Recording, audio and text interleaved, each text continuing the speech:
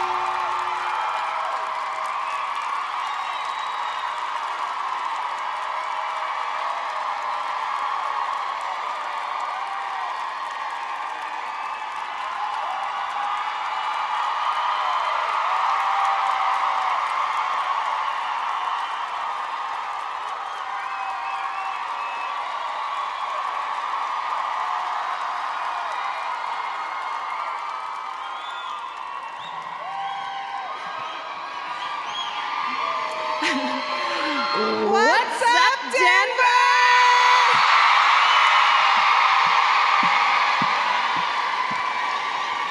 Wow. Incredible work, you guys. You did it. Incredible. And that's it, right? Yeah, we're done. Bye. Oh my God, I can't believe this is happening again. My God.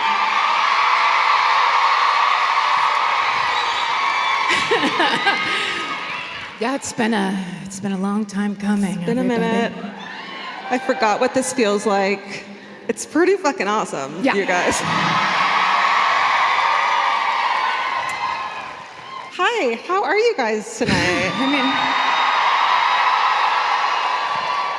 feel like I should say, just as we start, we're not going to remember our lines.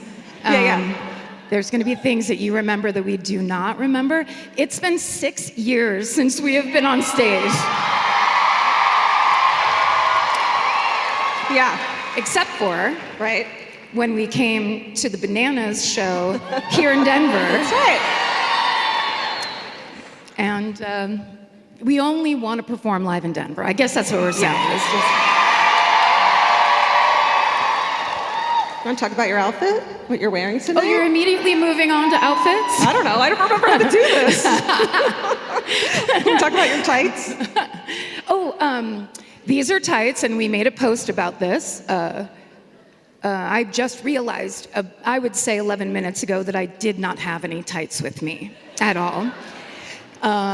So my friend Vicky and my friend Craig ran out and bought them, like, truly at the 11th hour. It was very scary, very me, very me. We almost canceled the whole thing. We almost had to just say, you know what? Everybody go home.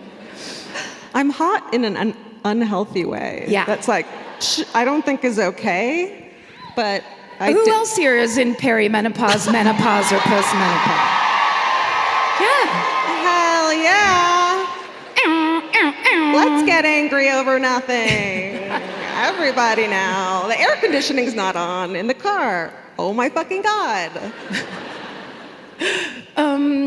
Where'd you get your outfit, Georgia? I got my outfit today at a vintage store here called Goldmine.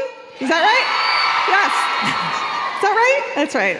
Yeah, I went in there, I had my whole outfit planned for like weeks, and then I was like, I should probably just go to a vintage store real quick here. Found this fucking insane vintage dress. It looks like it's tailored to fit you. I know. It's crazy. I'm wearing lots of undergarments. Okay. And sure. But then I steamed it and I backstage, and I can definitely like smell the vintage. Smell the ladies of the past? Yeah. It's a show dress, not a party dress. What did those ladies smell like? Just describe it to us right now. It's a dusty, musty, mothball, cigarette perfume martini. Yeah. Our kind of lady. That's right. Nice. I mean, that's an incredible vintage stroke of luck, I would say. Yes. It's great. I want to do it every city, I think. Just not bring anything. Bring jeans to wear. Yeah. Just be like, fuck it. And then find something in the city that fits perfectly. It's perfect. Oh, this is the first fucking night of our tour. It's so funny. Thank you for selling it out 2 nights in a row. You guys are the best. Then what do we do? Oh, I'm going to tell them about my dress now. Oh, yeah, go for it. It has pockets, ladies and gentlemen.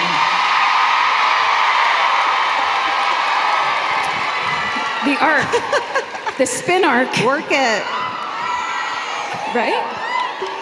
Yeah. Did you see there's We're the someone in a hot dog Holy costume shit, over we've it? got a hot dog in the front row. No, it's all you. Yeah. It's all you. She should be our ambassador, probably, right? Oh, that would be good. Wait, are you from around here? Okay. Will you know how to pronounce street names and the kind of things that people yell at us about? Good Say as it gold? again. Oh. Her guess is as good as Hey, hot ours. dog, fuck off. All right? We're not having you, hot dog, drive us down some weird blind alley, and then everybody on this side's furious, and everybody on this side posts on social media. We can't do it again, hot dog. And at the end of it, she takes her fucking hot dog costume off and hides it because she knows on the way out people are gonna She's like, shame oh my her. God. Like, I'm not the hot dog. And it's like, you're the fucking hot dog. Hot dog shame is the worst kind of hot dog. Shame. The worst kind of shame. Yeah. What is this? I don't fucking know. It feels like a fever dream. What a joy. What a joy. Thank you. Thank you. Thank you for being here. Thank We're you. very, very excited to be here. Yeah. There's been a lot of build-up. Lots. People are fighting in the walkways. It's exciting. This is the kind of stuff. How about we share our favorite live show memories with each other I think we've done this on the show. Okay, you go first because I don't remember any of them. Wait, Hot Dog, you tell me. Have I told this story already on the show? My favorite live show memory is when, and it was kind of right there, but I think we were in... Washington, D.C.? I think it was it Miami? It's the throwing up story? Oh, no. I think it was the King's Theater in Brooklyn. Yes. When literally 7 minutes into the show, an usher, and very angry usher, justifiably so, had to walk down and snap out a big black glad garbage bag to start to clean up someone's barf. Right at the beginning. Right at the beginning of the show. However, they served this they served canned wine, right? Which is that's a mistake. And then some kind of cocktail that surely made everyone shit-faced immediately. Yeah, I think it was like a Karen and Georgia Long Island iced tea type of situation that people got very excited about. Right, so we didn't technically make her throw up. We didn't make her, but we were a big part of it. And that's what the legacy of this podcast will be when we finally wrap this motherfucker up. Oh, What? this is My Favorite Murder, the podcast. Oh, yeah. Thank you. Thank you. Thank you. That person over there forgot to clap, and then when I looked at them, they were like, "Oh, that's sorry." Yeah, It's kind of part of the show. it's hard with podcasts Kinda because you're be just rude. used to hearing us in your head, like you're hallucinating a little bit, arguing about the stuff we're getting wrong. I thought you were the other one, and she was you this whole time. Yeah, there's that. That's a big piece of it. Has anyone been to a show before, a live show? Okay, great. We're going to rely on you to tell us how this fucking goes. Thank you. Should we... Is it time to sit down? I think it's time to Should we sit do down. it? All right, let's do this. Look at this. I know. How Mad Men are we? This is all from article. Promo code murder. I really needed to sit down because I need to demurely grab the tissue I tucked into my... There we go. There it is. Where'd you have that? Where was that, Georgia? Up in the carriage. Undercarriage. In her Kleenex undercarriage. Sponsored by Kleenex. That's right. Oh man, I really thought I'd get over this by now, this fucking tissue thing, but I think it's a great personality trait. Yeah. It's one of your foremost personality traits. yeah, it's a martini, dusty, mothball tissue girl. I mean, Me. what if you were the ghost of the woman who owned that dress before? I love that for me. Magical. Wow. And then what do we do? Oh, Yeah. oh God. Can you... We don't really want you to yell at us. Remember, I'm the bitchy one. That's right. That's right. I was a big bitch back before it was trendy. Remember that? I was all alone with it. Now we're all here, 2025. Everyone's a bitch now. Just cutting it up all over the place. As is our right. I mean, enough is enough. Yeah, since the last time we saw you, our rights have been taken away, our bodily autonomy has been taken away, and I think by the end of this tour, we should figure out what to do about that. Absolutely. But in the meantime, we're just going to have a fun podcast. How about that? Oh, I forgot to take a beta blocker. I just remembered. Not only that, I drank a fucking Red Bull, so Oh, this is going to be fun for... that's the poor man's speedball right there. Yeah, girl. Can you check in about how it feels to be up and down at the same time? My skin is tingling. Yes. For sure. And yeah, I'm hot again in a weird, feel my, you can't. Yeah, I'll feel your neck. Oh, it's that? very hot. That's kind of a George Foreman grill heat right there. And not even that cool. It's like, ugh. Yeah. Do you want to tell them, the people who haven't been here before, or the drag-alongs, the rules of the show? We know you're out there. You poor, poor people that don't listen to this podcast, but had to come anyway tonight. Yeah. We call you drag-alongs. We personally apologize. We do. We understand. We You're know. a great friend. You're a very good friend or sister or whatever. Yeah. Here's the thing. If you're going to use your camera, you can't have the flash on, Grandma. Yeah, check your stats there before you throw the camera up and then put a big light in our fucking face. Please don't get that usher angrier at us than he already is. Hell yeah, you made the fucking usher or security guard laugh. That's a win for That's you. all we need. That's the point. That's all we're looking for. Because they're like, what the fuck is this show tonight? Like, and why do I have to work it? Yeah. These two weird chicks with a rug. Yeah. What? Look, it's this thing called podcasting. They started it. Mark Maron started it in 2011, and it's gone since there. It's just like that. That wasn't real. They're like, she's stealing the history of podcasts. Old man Maron started it way back when. 25. What do we say? Yeah. We say, this is a comedy true crime podcast, which is kind of hard for some people who don't like comedy, true crime, or podcast to understand, which we understand. We get it. We don't think murder is funny. We think we're funny. And finally, there might be other lines, but I can't remember. If you don't like it, you can get the fuck out.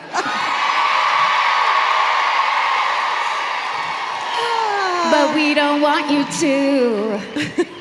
What else should we say? What else is there to say? Oh, wait, just really quick. Because we're back at a live show, it does feel like a kind of a monumental event. Are you going to propose to me? Yeah, give me that big fucking ring right now. Big fucking ring. I'm Taylor Swift, bitch. I just wanted to give a shout out to Steven. He's not dead, but he's also not here. He's totally fine. He's fine. He's still our friend. He hasn't cut us out of his will or life. No. He actually recently sent me a picture of a sinkhole, and then it was his friend that did it, and then they went and put one of our t-shirts, it was a Here's the Thing t-shirt, and they just put it right at the edge of the sinkhole. And when I looked at the picture, sometimes when you look at your phone, you see the picture before you see who sent it or what the hell's going on, and I was just like, wait, what? Is someone threatening me? Like, Sinkholes have merch now? And they're ripping off our merch? That's amazing. Sinkholes have merch. Hell yeah. Right? Yes. Can I really quick, just one technical thing? Can we hear ourselves on the monitor just a hint more? I can't hear a word she's saying Yeah, when we she's can't not hear each other at all. chasing me. Just a little more. Just laughing. A little more us. This is where the show gets good, because we can actually hear each other talking. Watch I'm like, this. I'm sure it's funny, but what if it was sad? And I just laughed hysterically at it. We look out and Hot Dog is sobbing. I'm just like, no, it's supposed to be funny. How's this? This is better? This is good. Yes, So yes. this tour Thank you so much. Thank you. This tour is really hard because we've almost done 500 fucking episodes of this podcast. Thank you. Most people quit at 63. Just a quick reminder. And they should. So I feel like finding stories that we haven't done in the city or the state, it's okay if it's the state, don't boo, is hard, right? Right? Yeah, we have to dig. So, yeah. Luckily, we have our researchers, Marin and Allie, who bust their asses for us. Badass. Do amazing work. Our producer, Molly Smith, who came on, yes, you can totally applaud Molly Smith. Amazing. Basically, in 2 weeks, became the producer of this podcast. Yeah. So we love her. She makes it work, as do, we could be naming lots of people that work at ERM right now, but I'm just thinking of the people that literally got us to these seats right now. Did we win an award? We have to thank everyone now. And my mother. This podcast is brought to you by Squarespace. Every successful small business starts with someone saying, I wonder if people would actually buy this. Squarespace gives you everything you need to find out. From consultations to events and experiences, you can showcase your skills with a customizable website designed to attract clients and grow your business. With Squarespace's collection of cutting-edge design tools, anyone can build a beautiful, professional online presence that perfectly fits their brand or business. Get paid on time with professional invoices and online payments. Plus, Streamline your workflow with built-in appointment scheduling and email marketing tools. Head to squarespace.com/murder for a free trial. And when you're ready to launch, use offer code MURDER to save 10% off your first purchase of a website or domain. Goodbye. Buying clothes is easy. That's why everyone's always doing it. But finding clothes you actually want to wear is the hard part. Get all your favorite elevated essentials at Quince. Quince specializes in effortless, high-quality essentials like ultra-soft organic cotton and premium Mongolian cashmere sweaters. They're beautifully tailored and built to last. And it's not just apparel. Quince also brings that same everyday elevation to everything they offer, from hotel-quality bedding and bath to kitchen staples, essentials, and thoughtfully designed furniture. They work directly with ethical factories, so you're paying for quality, not brand markup. It's so true that they have wonderful items that aren't just clothes. I have like 3 of their 100% mulberry silk pillowcases. I've bought throws from there. I've bought bedding from there. And it is just as great quality as their clothes and super affordable. Upgrade your everyday. Download the Quince app for app-exclusive offers or go to quince.com/MFM.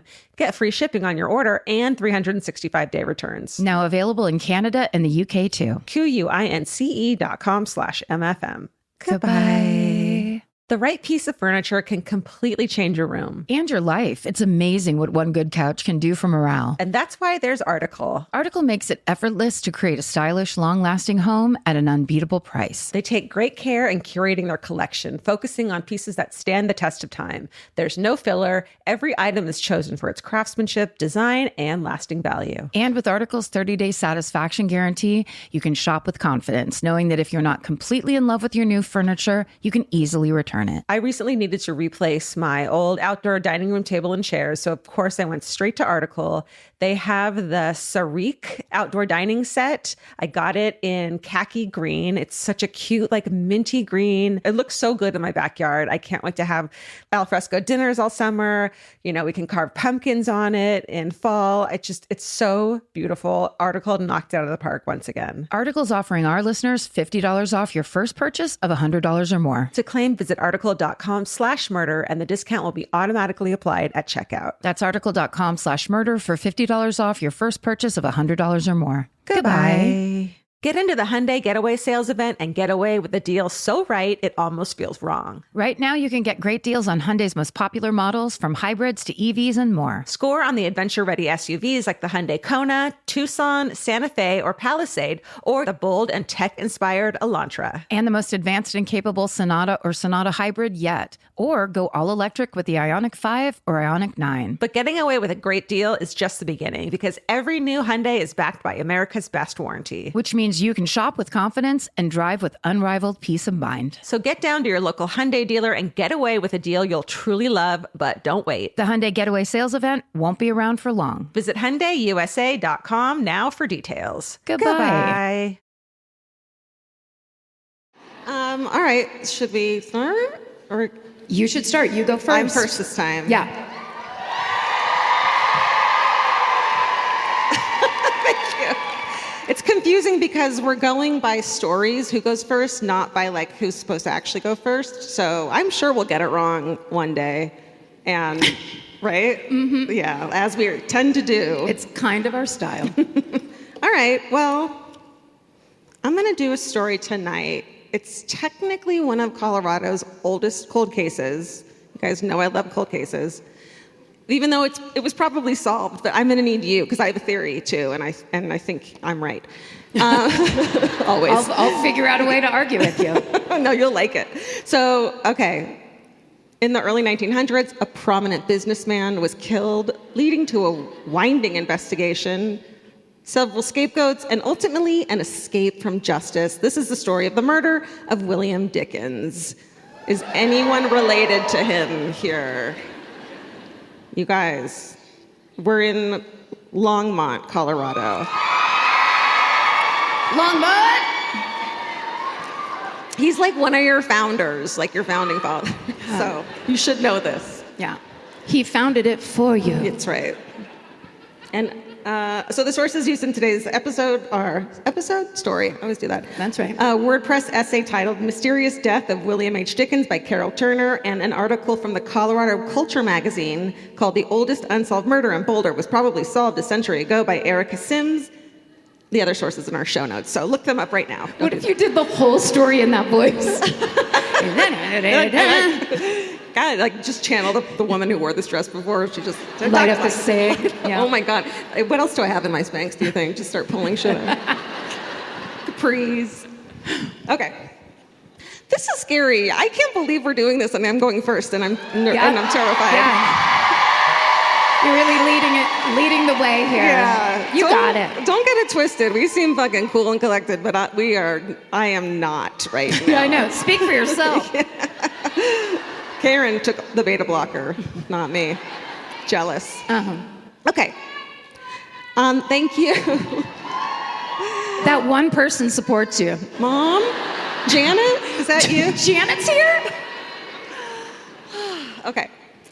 So it's the night of November 30th, holy shit, this is fucking weird. I'm not kidding you. 1914, Carrie just texted me and told me that's when this ring is from, 1914. Whoa. Oh my God, that's spooky. This is crazy. I didn't. Do it on purpose? No. Wow. Admit it now if you did. No one thinks it's as crazy as I do, right? That's fucking bananas. There's a ghost. My diamonds. My diamonds are haunted by this fucking story. Stop it. Okay. November 30th, 1914, a 71-year-old businessman named William Dickens and his wife, Ida, are relaxing. They're reading in the library of their home. Me too. In Longmont, Colorado. It's a little bit north of Boulder. I love Boulder. It's got this big boulder. Did you see the moth? Well, there's a little moth. But it's good luck, right? Yeah. Moths are good luck, so don't kill it. There, I see it. Okay. Stop. When about 8 p.m., they're chilling in their library, as rich people do. And when a bullet pierces the library window and hits William in the back, it passes all the way through him, which is not good, and grazes Ida's cheek and then lands in the wall. Ida's injury is minor, and she jumps to her husband's aid, but tragically she watches as he passes away within 10 minutes of being shot. Wow.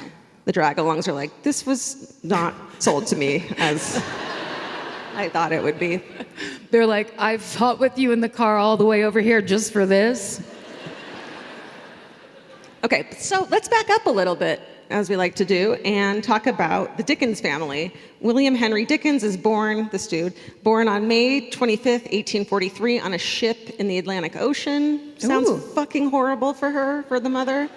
Yeah, for real. Right? Yeah, it's just like the Gopher the purser there to help, boiling water or something. Yeah. Love boat reference? No one? Okay.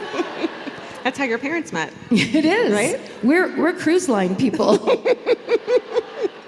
Congratulations. Thank you so much. So his parents are moving the family from England by way of Quebec. When Mary gives birth to William, it's probably a nightmare on board the ship. You can assume. Yeah. Also, having a baby in international waters. Oh, where's that baby from? That's a great question. The ocean? Everywhere? The Little Mermaid movie? Does he get to go back to the ocean anytime he wants because he's a citizen? Just dives right in. Like, I get to live here now? Like I want to do in Ireland? Wouldn't that be great? But I can't. Okay. The family are all distant relatives of that, you guessed it, English author Charles Dickens. Oh my God, I knew that. Yeah, your favorite. Wait, for real? Yeah, because that's their last name, Dickens, remember? Yeah.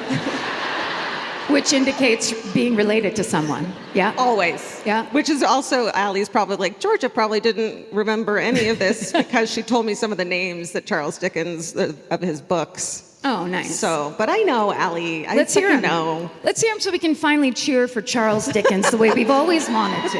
Oliver Twist. Yeah. Great Expectations. My favorite. And A Christmas Carol. Oh. I love the Muppet one. Oh. So good. I read that one. Soon after arriving in Quebec, the family then moves to Wisconsin, and William's father... Sure. All right. Cheeseheads in the crowd. The father and the sisters pass away, as they're wont to do back then. Like, everyone just fucking gets a cold and dies. They died. awful. You know what they did a lot? They coughed into like a kerchief and died a lot. Ooh, phlegmy. Yeah? Yeah, that's right. So his mother, Mary, remarries a man named Alonzo Nelson Allen. They remain in Wisconsin until William is 16, but they need to make more money, so he and his stepfather moved to Boulder. So they must have got along a little bit, right? And they go mine for gold in what would be known as the Colorado Gold Rush. So congratulations, you guys. You guys did amazing during that period of time. Incredible. So much gold. Yeah. William and Alonzo aren't very good miners, though. You don't hear these stories that often. The shitty mining stories. Shitty miners. Yeah. But they're smart, though. Instead, they leave Boulder. They build a cabin near where St. Vrain Creek and Left Hand Creek cross in an area that soon becomes Longmont, Colorado. Can I just say that when you said they were bad miners, then I immediately pictured two people with super long, skinny arms. They just can't get that pickaxe going at all. They're just The pickaxe. I was thinking of the sieve, you know. Oh, they can't. Yeah, they can't sift for gold. Sift? Yeah. No. Pan. Fucking Pan, ladies and gentlemen. Fucking pan. We got it. We still got it. We are miners. Okay, so this is what they do. They build a farm together, and as more and more people start moving into the area, because those are the people who made the long-lasting money, the ones who took advantage of the gold rush people by opening businesses to sell them shit. Yeah. Right? It's called, what's it called? Capitalism? Thank you. You're welcome. I was absolutely going to say communism. Thank you for that. Okay, so what did they do? Then the farming business grows. In 1863, William... Is this a dress rehearsal? I swear to God, I've been studying this because I've been so nervous. I can't hold a thought in my mind. I'm just like, we're doing it. It's happening. This isn't a dress rehearsal. It's so surreal. Oh my God, I have notes. And I'm still warm. Okay, sorry. Okay. Sorry. No, you're good. No, you're right. You're totally right to question me. Okay, so then the mom and their kids all show up. And because his family home is situated along a prominent stagecoach route connecting Wyoming to Denver, the Cherokee Trail, I don't know why I'm pointing at you. I'm pointing at you. Thank you. Mary and Alonzo set up a tavern and an inn, and that does really well. This family was also, they become like fixtures in their community after having been struggling before. And at age 26, I have a photo of him. He serves in the Colorado Cavalry, and he gets out. And here is a photo of William Dickens. What? Oh, okay. All right, then. Right? This is from the Longmont Museum, I know. by the way. Thank you to This is Longmont on loan from the Longmont Museum. We got to get it back to them by midnight. It's like, at first you're like, what? And then you're like, I don't know. Yeah. Right? No. Like, You see this guy in a tavern in Longmont? Yeah. In Longmont, whatever it is. Yeah. You're like, hello, sir. there can't be a lot of eligible bachelors back then, in general, right? No, I doubt it. Also, doesn't it look like he made that three-piece suit out of a cow 25 minutes before he took this picture? I mean, you can Yeah. almost see the hair on that. Yeah, they didn't have lint rollers back then. Oh, you mean the cow hair? I get it. That's funny. Not cat hair. Nope. Cow hair. Well, we never know. Oh, You don't ever know. Okay. you don't never know. You don't ever know. And I refuse to accept it. Okay, so he takes the family profits and builds this place called Independence Hall, which is a community center and drugstore. So like they just get rich selling people shit. Do you think it's still there? Is it? For real? Do they sell ice cream? Do not lie about Independence Hall right now. Tavern. The tavern's still there. Fuck. Party after party is what I meant to say. We'll just drive 3.5 hours to Longmont and Yeah. get fucked up. That's right. So I don't know what you're yelling, and I don't care. Yeah, no. We literally can't makes hear. me so we can't nervous. hear each other. But yeah. Of course we can't hear When you yell, even in like a good spirit, like in a happy way, it makes us think you're mad, and it scares me. Okay. We're very, very damaged people. You should know that. Yeah, Jesus. 69, within the next 4 years, he acquires a 120-acre plot of land he uses to expand the farm, cattle, like that cow outfit. And so now he's making an honest living, and he's ready to settle down. He marries the woman from the beginning of the story, Ida Kite Lee. Oh, here's a picture of her. See, yeah, he did pretty good, right? Yes, she looks like many of the TikTokers I watch. What? She's about to teach me how to use setting spray correctly. Come on, girl. She sure is. Oh my God. Yeah. Do you think they made people pose all serious like that for pictures back then? Because you have to sit there for 3 minutes, and so smiling for 3 minutes is kind of hard. Yeah. Right? But what if, like, deep down she was like, "You guys, let's go get pictures I taken." know. I always think that. She's the party girl of Longmont, She and might be so fun. no one will ever know. So sad. Anyway. Sorry for her. So they have 5 children. They really liked each other. Or it was cold that winter. And he adds more and more business ventures to his plate. In 1881, he builds the Dickens Opera House on Main Street. I don't want to keep referring to pictures. Do you know it? There is a picture of it, though. Whoa. Fuck yeah. Does it still look like that? There's Just with a bunch of Teslas everywhere? so many potential opera houses that we could be looking at right now. I mean, pick one, you know? There. That. I think it's that one. No. On the right. There's a bunch of... Do not do Hot Dog's job, because they're not having it. Is it the one on the right? Once again, Hot Dog throws up her hand. It's gorgeous. It's cute. Yeah. Right? I'm sure there's just meter after meter, parking meter, you know? That's just what happens. It's the horse having to put the coins in with their big teeth, though.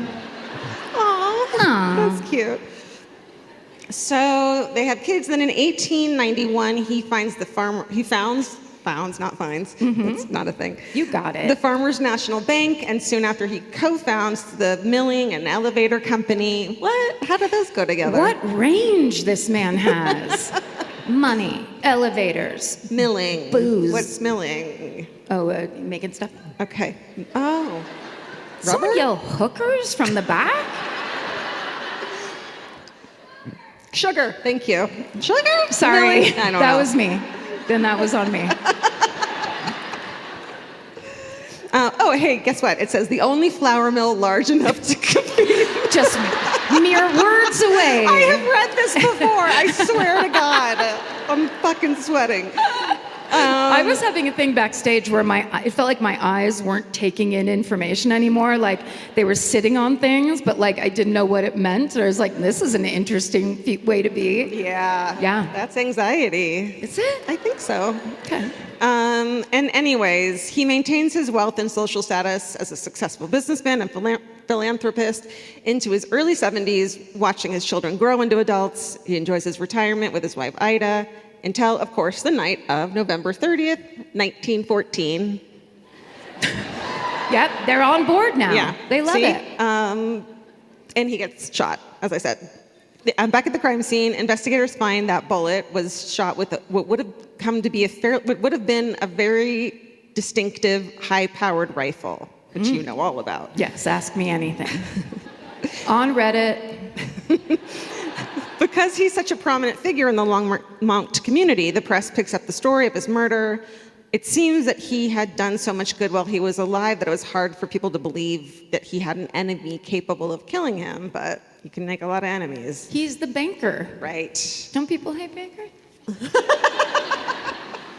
Huge banking area group of people. Oh, shit. What the fuck? Karen. We've been listening to you since day one. So She just starts reading it to herself. Anyway.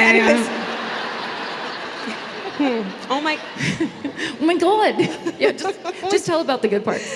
Okay. Okay. So the sheriff Sanford Buster comes up with some theories. First, they set their sights on a man named M. Swallow. Spell it. Swallow. Well, Do you need me to spell that for you? no.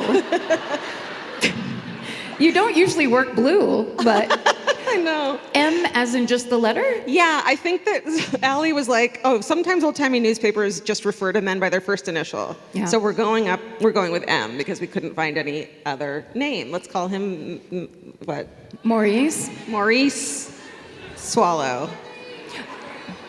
People, are you guessing or do you actually know? Yeah, is he your uncle, your great uncle? All these citizens that are just like, please get our history correct.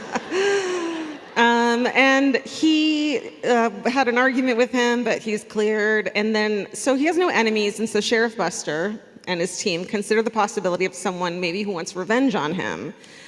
Because it turns out he wasn't the best. I guess when he served in the Colorado 3rd Cavalry back in the 1860s, he participated in the Sand Creek Massacre. Yep. Whew. You did that one, didn't you? That was awful. Sorry? You covered that one, right? Did I? How would I fucking know? I don't listen to this show. That was me doing an impression of my sister. It was great. So they were thinking that maybe people were like going to plot revenge against him, but it had been so long. And then, let's see. I'm going to skip that, and that. Just read it. People like it. They do? Yeah. You're Okay, fine. okay, thank you. This is really interesting. We're not the opening act, and they want us out of here? Okay. You got this. Okay, thank you. Thanks, guys. Thank you. But in 1870, a full 44 years before the murder, there was one or other event that could point to someone who would want revenge against William Dickens. That year, a man named Billy Dubois French. killed an innocent man, and a posse of vigilantes, which included William Dickens, went after Billy Dubois, and they tried to arrest him, but it led to a shootout. Billy goes down in the fight, and he swears to William that one day he will have his revenge. Right? Always a bad thing.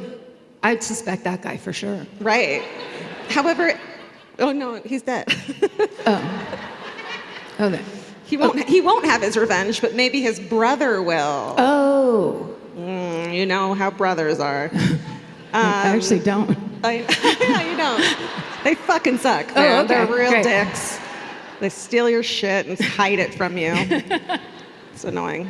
But it had been so long, and this brother is like working as the clerk of a, Laramie County. And does that you guys? He's got no criminal record. It sounds like he's just like let his brother's memory, live on in a positive way instead of seeking revenge. Right. So he's out. Okay. And then. And it's, sorry, really quick, it's Larimer County? Oh, shit, thank you. Yeah. What is it? They actually, in a very organized way, yelled that back at us. I wasn't listening to that. I didn't want to deny it because it was great work. I appreciate it. Yeah, it's no, really you're good. totally right. Yeah. I see it here now. Clear as day. Yeah. That was what I was meant to say. So he's out. Investigators find themselves back at square one, but they get a new lead when a clerk at a store out of Denver, it's you guys, reports. No one claps for Denver. They're like, I'm not really from here. Street lights here are real rough. Aren't they? Like, you stop at every street light, every red light. My God, stop it. No, You mean the street lights work here? They make you stop and then they ask you to go. It's ridiculous here. Okay. Sorry, I was mean about the street lights. I didn't mean it. So, no, you were correct. So someone in Denver reports the purchase of a high-powered rifle and silencer just 1 month before the murder. They can trace these things back then, and they care. And it's the same type of gun that was used in the shooting, which was a rare gun. And the person who purchased this weapon is none other than William's own son, Rienzi Dickens. You're surprised? That surprises you? Heartbreaking. 34 years old. I mean, Spoiled. yeah. Nepo baby. Nepo Tavern baby? You know how they are. The worst kind. Filled with pretzels and ego. So he's arrested on December 3rd, 1914, just minutes after his father's funeral, which had to be a fucking scene, right? Like, that's kind of fucked up. Those cops were like, that's revenge from cops. Totally. Like, you better be sure you got the guy if you're gonna, like, storm a funeral. Yeah. Right? One would hope. When Sheriff Buster asked if he ever purchased the gun and silencer, Rienzi swears he didn't, but then the authorities search his home and find the rifle and silencer. Where'd he put it? Where'd he put it? I don't know. Well, it's dismantled into several pieces and hidden throughout his own home. Yeah. Which I bet houses back then didn't have a lot of hiding places, you know? No. It's not like today. There's one big vase. You just had to put everything in there. Right. Yeah. Police also dig through a pile of ash in the alley behind his house looking for evidence because one witness claimed to have seen him frantically digging there the morning of his father's funeral, which is a weird, like maybe that's his religious, no. Try second one. I don't want to. Okay. It wasn't good to begin with. Okay. Thank you for the opportunity. Okay. In the ash, they find the cartridge that held the bullet that killed William, like the bullet, not the same one. So he is like, all right, you got me. I did buy the gun, but I insist that he was just shooting at a fence post for fun. Sure, toward his father's library. Right. Yeah. The fence post with the library behind it. For fun. Right. So fun. And so he has an alibi, though. He was home on the night of the murder with his kids, but his wife was out the movies, so there's no witnesses to actually place him there that night. There was movies back then?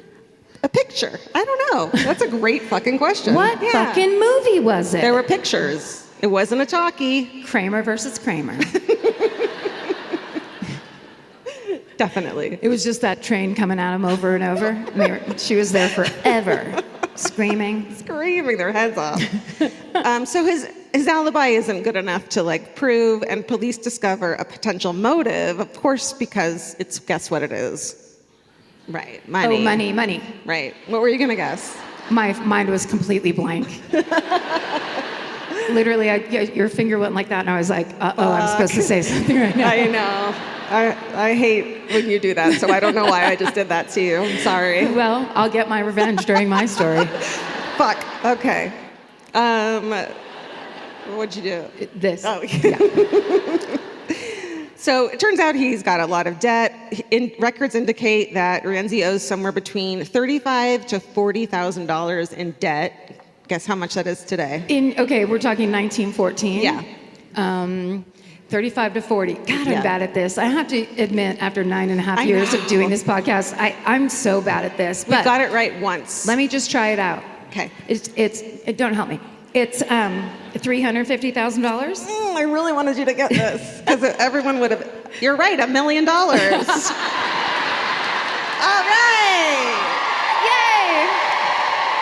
Yay! And that's an example of what it feels like to be a nepo baby. Okay. Here, you have another chance because his father's estimated net worth is about $300,000, which in today's money, $20 million.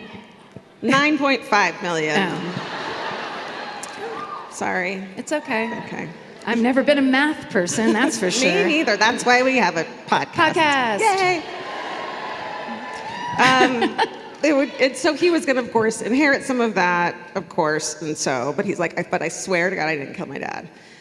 Probably.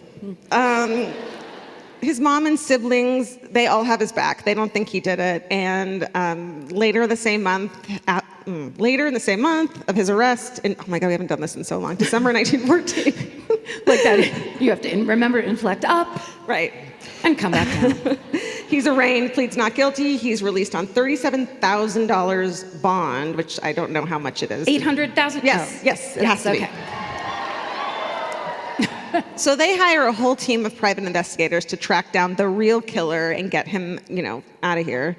And they find one suspect worth considering. It's a rancher named John Emsley. Everyone's related to these people, I bet. Yeah, and I'm they just sure. don't know Every single one of these Yeah. people, yeah. Oh, I have a cousin I don't know in the audience. I just remembered. That's what he said. I don't know.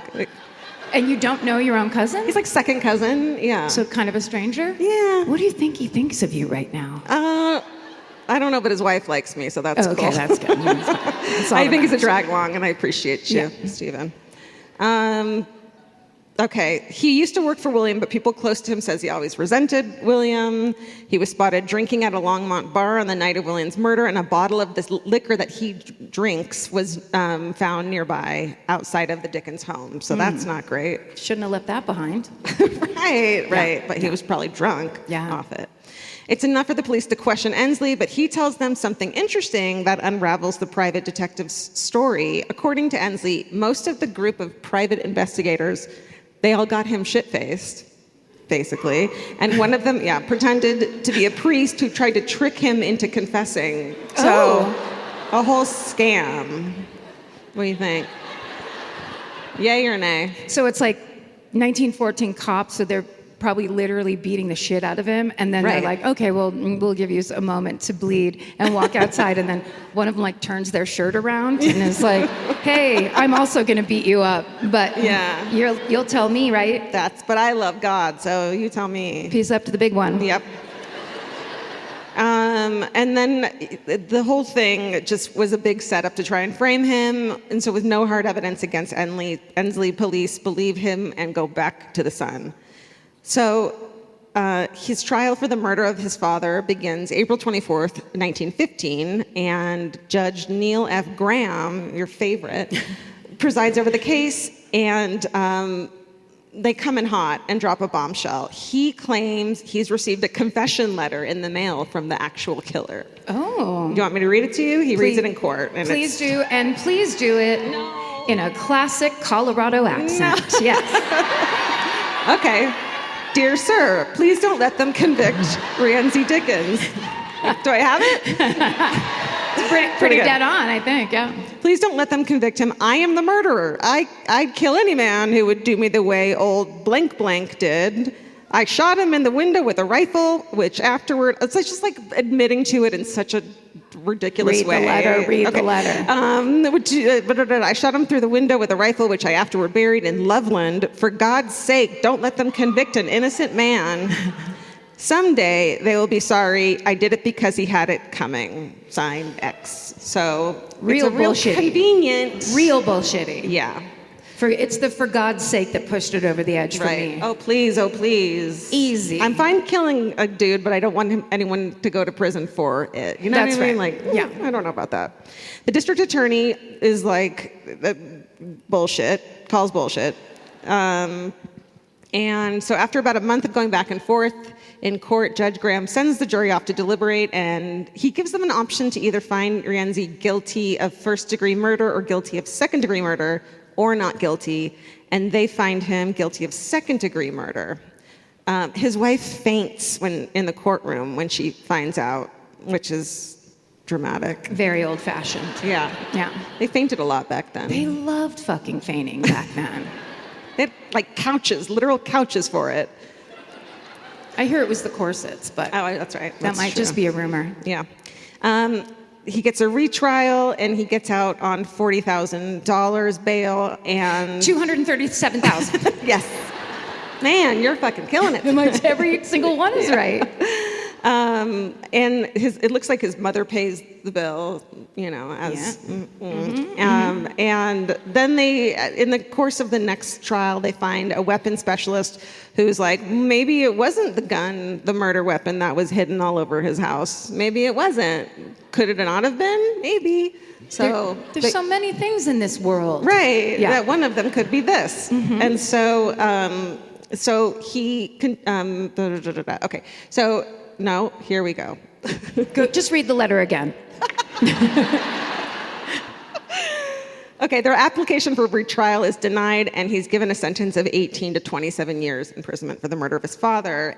But he continues to appeal his guilty verdict, and in October of 1919, the Colorado Supreme Court orders a new trial on the grounds that the second-degree premeditated murder charge was invalid because whoever did it was like premeditated it. You guys know how true crime works.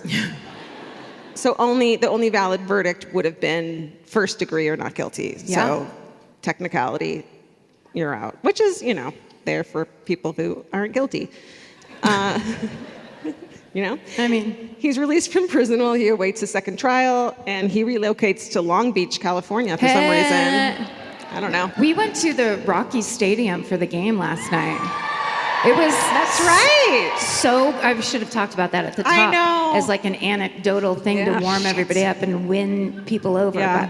But I forgot. man. It was so gorgeous and cool, and the Giants won, so I was excited. But it was cool. Sorry, don't be mad. Just don't. Let's not turn it into a sports thing like you always have to. Just like let us do our show. She has one team. That's it. That she wants to win. That's all I ask. Let her have it. And in October 1921, he returns to Colorado for a second trial. A couple weeks, focuses on that. Was the gun and the bullet the same? And they paid a lot of people a lot of money to say maybe it wasn't. There's so many things in this world. There's so many things in this world. Yeah. And in the end, about 2 weeks after 2 weeks of trial, he's found not guilty this time. So after receiving his not guilty verdict in 1921, he heads. Wait, there's been other photos, and I forgot them. Is there Let's another just photo? take a look. That's Hey. yeah. So that's him right. That's right before he dies, probably. William Okay. Dickens. No, probably. He looks kind of young. It's just the same picture with the fake goatee. He's wearing a fake beard, and he finally got that lint roller he was dreaming of. Oh, and then I think there's a photo of his house for some reason. If you feel like Take seeing Ooh. it, right? Third Avenue, the place to be in Longmont. Oh my God, Am do you guys I right? know it? You love it? I used to go trick-or-treating there as a child.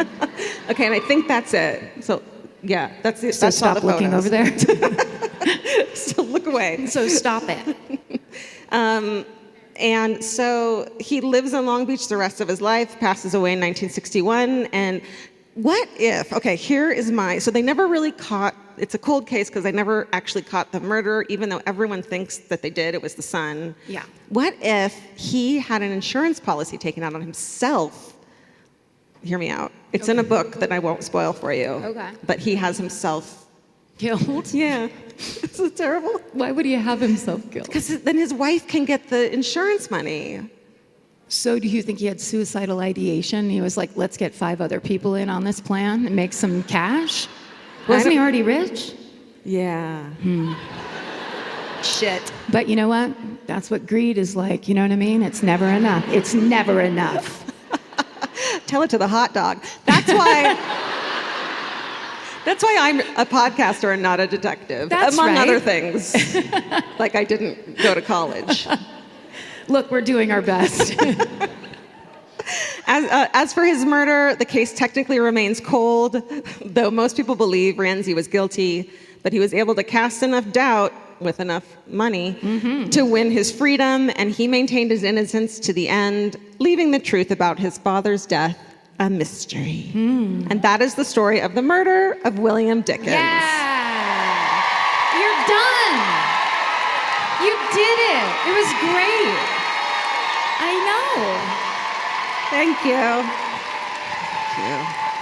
Oh, it happened. Yeah. Oh, thank you. You got it done. Thank you, thank you. We all thank you. The people of Longmont thank you. Right? The Longmont Museum, they're now our business partners. That's right. It's an incredible opportunity. Get into the Hyundai Getaway Sales Event and get away with a deal so right it almost feels wrong. Right now, you can get great deals on Hyundai's most popular models, from hybrids to EVs and more. Score on the adventure-ready SUVs like the Hyundai Kona, Tucson, Santa Fe, or Palisade, or the bold and tech-inspired Elantra. And the most advanced and capable Sonata or Sonata Hybrid yet. Or go all-electric with the Ioniq 5 or Ioniq 9. But getting away with a great deal is just the beginning, because every new Hyundai is backed by America's best warranty. Which means you can shop with confidence and drive with unrivaled peace of mind. So get down to your local Hyundai dealer and get away with a deal you'll truly love, but don't wait. The Hyundai Getaway Sales Event won't be around for long. Visit HyundaiUSA.com now for details. Goodbye. This episode is supported by FX's The Shards, a seductive drama from executive producer Ryan Murphy. Set in 1980s Los Angeles, the series follows a group of glamorous, deeply entangled high school seniors drawn into a life of wealth, beauty, parties, and excess. At its center is Brett, whose reality begins to unravel when the arrival of a new student coincides with a series of mysterious murders. FX's The Shards, now streaming on Hulu. Goodbye. Grocery shopping seems like it should take 20 minutes. And then 2 hours later, you're standing at the checkout with a frozen pizza and 6 different types of chips. Lucky for you, there's Hungry Root. Hungry Root is like having your own personal shopper and nutritionist all wrapped in one. They'll take care of the weekly grocery shopping and recommend groceries and meals tailored to you. Once you tell them about your goals and preferences, they fill your cart with personalized recommendations. And those recommendations get smarter as Hungry Root learns more about what you did or didn't like. Most of Hungry Root's recipes can be made in just 15 minutes or less. You can't get any easier than one-pan shakshuka. I've always said that. Yeah, I love the convenience and also the fact that I don't have to go park anywhere. Thank God Hungry Root's around to help us shop and help us build really healthy and delicious meals. For a limited time, get 40% off your first order, plus get a free item in every box for life. Go to hungryroot.com/MFM and use code MFM. That's hungryroot.com/MFM, code MFM to get 40% off your first box and a free item of your choice for life. Goodbye. There's nothing better than just laying around. Whether you're fully horizontal or at a slant, it cannot be beaten. Unless, of course, you have a Lola blanket. Lola is the world's #1 blanket, crafted with ultra-soft luxury vegan faux fur and a signature 4-way stretch that sets it apart. Their products are machine washable and double hemmed for durability, and they stay flawless. No pilling, no shedding, even after repeated washes. And there's more. Lola also makes weighted blankets, matching pillow sets, and super soft pet beds. Lola is a great go-to gift. It's personal, beautiful, and something your loved ones can actually use every day. For a limited time, our listeners can get 40% off select Lola Blankets products with code MFM at checkout. Just head to lolablankets.com and use code MFM to get 40% off your order. After you purchase, they'll ask you where you heard about them. Please support our show and let them know we sent you. Wrap yourself in luxury with Lola Blankets. Goodbye. Okay, are you ready for my story? I'm going to tell one now. You guys know that we don't ever know each other's stories, which we were talking about how annoying that must be for everyone who has to work on the show, because we have to take separate calls. So I don't know what she's going to do. Yeah. Yep. Well, so I'll tell you right now. I wish you would. All these people in the audience are like, we've been listening to this bullshit for 9 years. We know you don't know. But it's fun. It's fun to talk about. Yeah. Guys, tonight I'm going to tell you a story that takes place in one of your beautiful, charming, little scenic towns in the Rockies here in Colorado. It's one of those towns that has great hiking, skiing, fishing, and what one website describes as, quote, strong Old West vibes. I love those things. Right? Everyone's got kind of a weird, janky hat on. The town has around 2,000 people. It's a tight-knit community. It's been described as sleepy, cozy, and laid back. Me too. Right? That's you all over. You're so tight-knit. But all of that changed on the afternoon of June 4th, 2004, when a man came roaring down the streets of this quiet little town in a customized bulldozer with the intent of leveling everything in his path. The man's name was Marv Heemeyer, and the town was called Granby. This is the story of the Killdozer. Wow. Good job. Yeah. Wow. I'm pretty sure Marin found this one, and I was like, you have done me a great service here. Truly. This story is fucking nuts. This is a great you story, too. Yeah. I feel like this one was made for you. It's really, there's a lot of heroes and anti-heroes in this story. And then there's one big-ass bulldozer, and that's all I need, really. I'm like a 3-year-old boy in that way. I just want to look at big bulldozers. Bulldozers and sinkholes. And sinkholes and bulldozers. Fire trucks. You know. Okay, did you say your sources for yours? Yes. Okay, great. I wasn't listening. You even commented on it. Did I? Yeah, you did. Was that tonight? Yeah. So the main sources that Marin used for this story today are the book Killdozer, The True Story of the Colorado Bulldozer Rampage by author Patrick Brower, and a 2020 documentary called Tread. Okay. So we'll just talk about Marv first, and so you learn a little background. Marv Heemeyer is born in 1951 in South Dakota. Are you fucking serious? Are you serious? Wow. Did you drive? Wow, they drove. How long is the road trip? 11-7. Someone goes in a bulldozer. Classic. That's good. It's like The Straight Story, but with a bulldozer from South Dakota. How long does it take to get here driving? 6 hours. Thank you very much. Yeah. All the rest of the shit you're saying we can't hear, and we'll talk about it later. Yeah. South Dakota. I know. I feel like I've never met a person from South Dakota. No, you haven't. This is, what's one of your names? Carrie? Veneris? Mary. Mary? Mary Smith?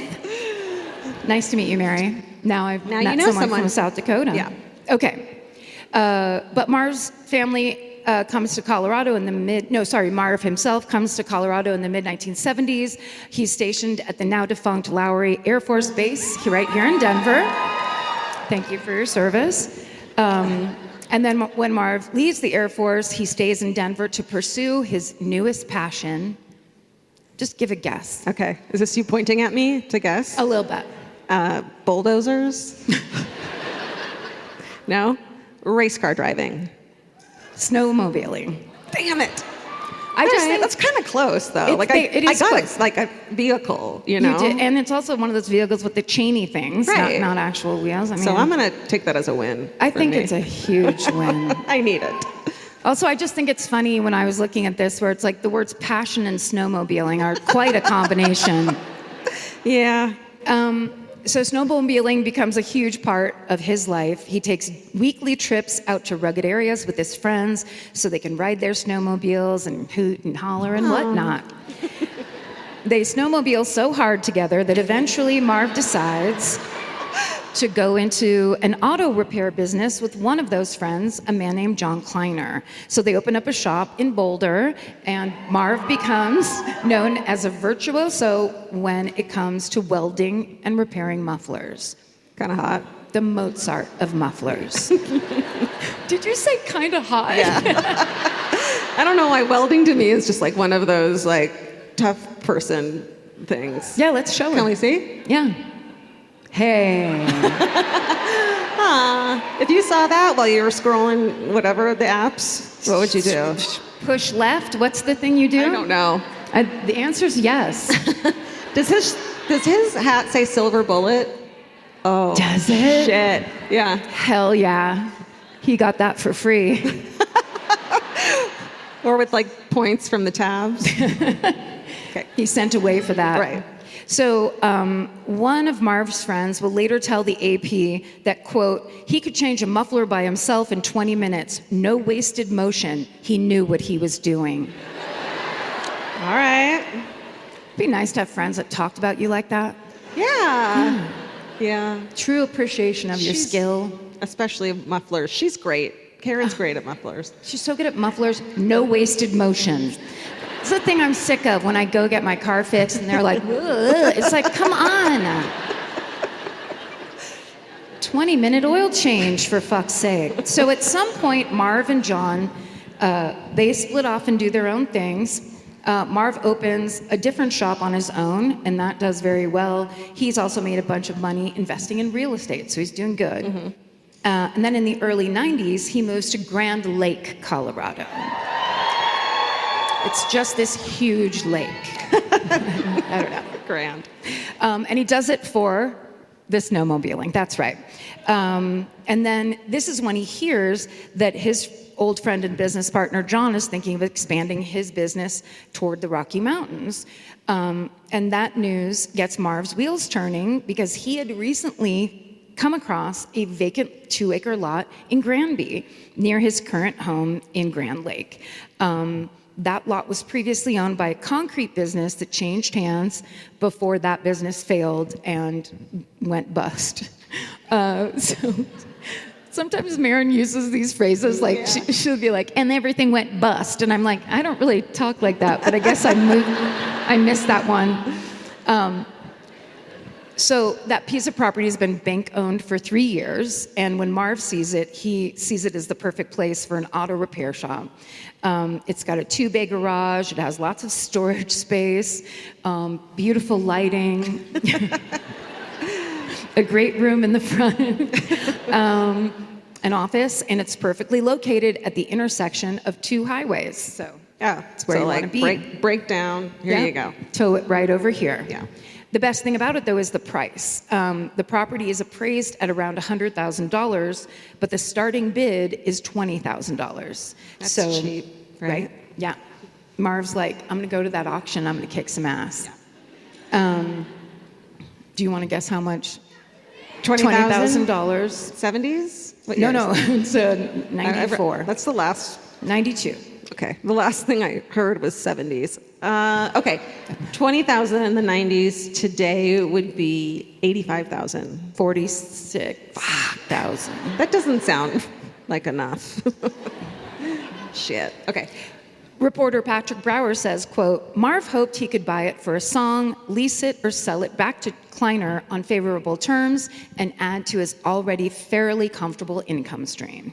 So the 2 men work out a deal where Marv agrees to buy the 2-acre Granby lot and finance it back to John for $66,000. That's still well below the appraised value, making it worthwhile to John, but a big payday for Marv, as long as he can buy it close to that starting price. Mm-hmm. So it's 1992. Marv shows up at a real estate auction ready to get that property, but right as the bidding begins, he realizes that someone else wants that property too, and it's the former mayor of Granby, a man named Gus Harris.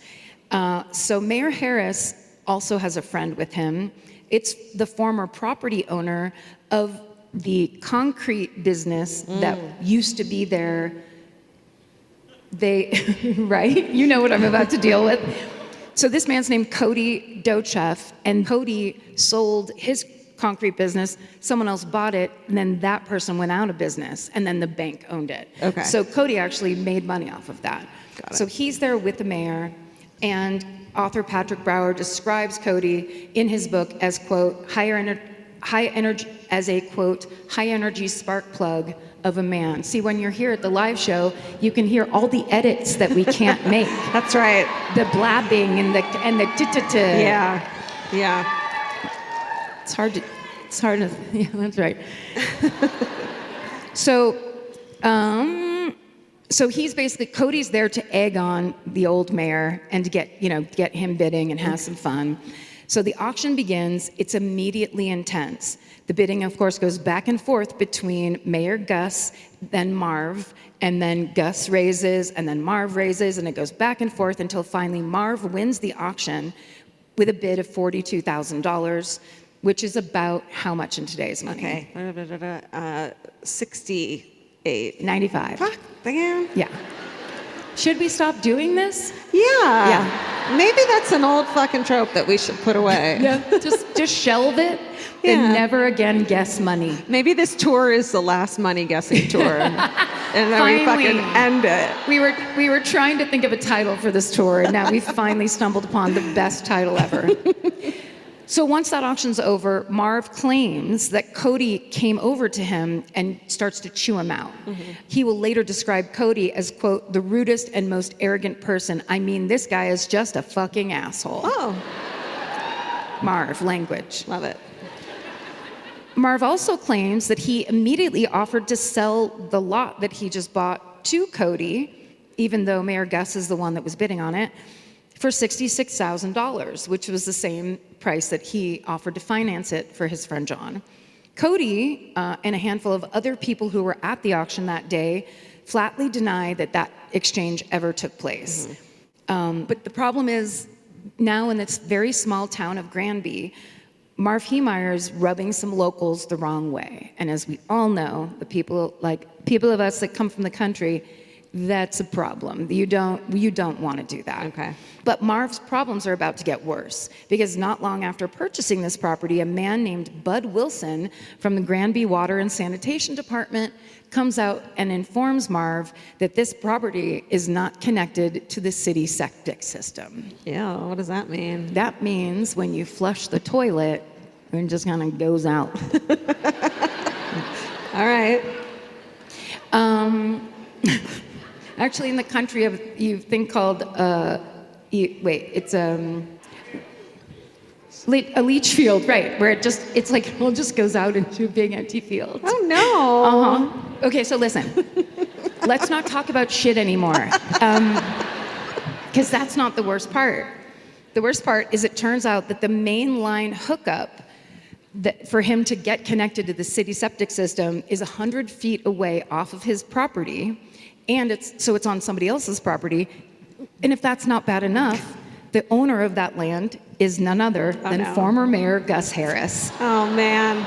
His auction enemy. This is like a Looney Tunes cartoon. It is it's a little Coen Brothers-y, this story. Yeah. So after the way things shook out at the auction, it is easy to assume that Gus probably wouldn't be the hugest fan of Marv, might even be a little resentful of Marv's obnoxious behavior. Plus, as anyone who grew up in the country knows, the installation and upkeep for a new sewer system is pricey. And that's when Marv learns it's going to cost him upwards of $80,000 to install this. Man. And that's, of course, twice what he just paid for the land itself. Yeah. So the project is automatically way over budget from what he and John Kleiner originally agreed to be working on. Mm-hmm. So suddenly Marv's investment property is morphing into a serious money pit, and he tries to do some damage control. He shows up at the next Granby Town Hall meeting, and he thinks he can somehow push or reroute the negotiations away from Gus and to the city of Granby itself. Mm-hmm. And he basically wants them to handle the negotiations and the subsequent installation costs. And Marv actually tells the city board, quote, "You've got to hook me up." Get that on a shirt. Yeah. And then there's just a bunch of shit underneath.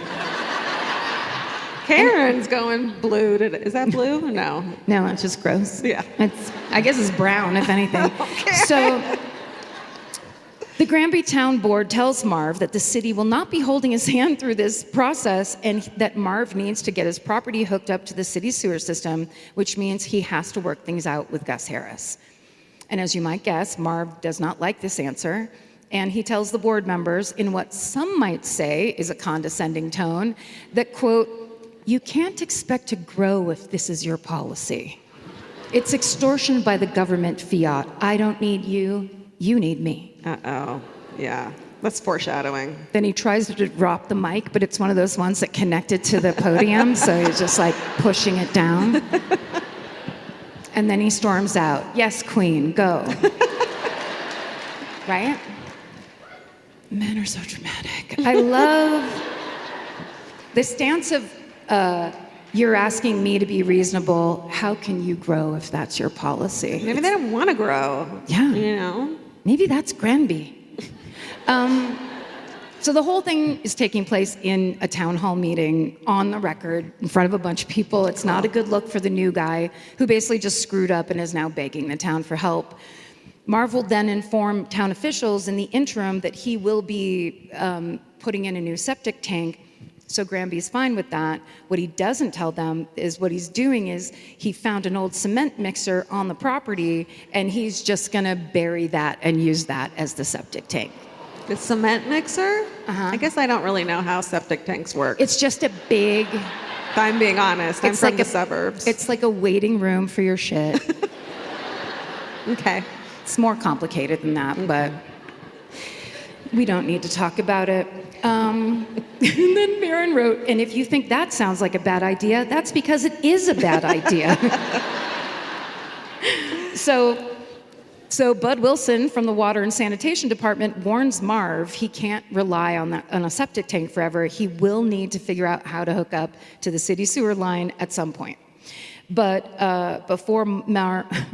this is my writing. But before Marv can expel the cortisol from his system and work amicably with his neighbor, his business buddy snowmobile sister, John Kleiner, unexpectedly finds himself involved in an EPA audit over some old oil spills. That doesn't sound good. Don't worry about it. It's not a big deal. It's just personal oil spills that the EPA has to get involved with. gets personal. Okay. So when you know it, John now begins backpedaling to get out of the Granby plan that he was going to do with Marv. So Marv decides that he's just going to do it himself. He's going to set up his new muffler shop. But remember, he planned to lease and finance that property to and with John. It's not happening. So Marv has to go it alone. He opens Mountain View Mufflers. Everybody loves it. Totally. And he services just about everybody in town, and he actually does really well. So things start looking up. And even better, because he does such great work at the muffler shop, he basically starts doing damage control with the locals. He even makes some friends. People are like, oh, this guy's really good, and they get to know him as a person. And he doesn't waste a movement or whatever it was. That's right. No wasted movement. Yeah. They're like, look at the clean lines of this guy and his muffler work. Look at him go. He's like a ballerina with the muffler.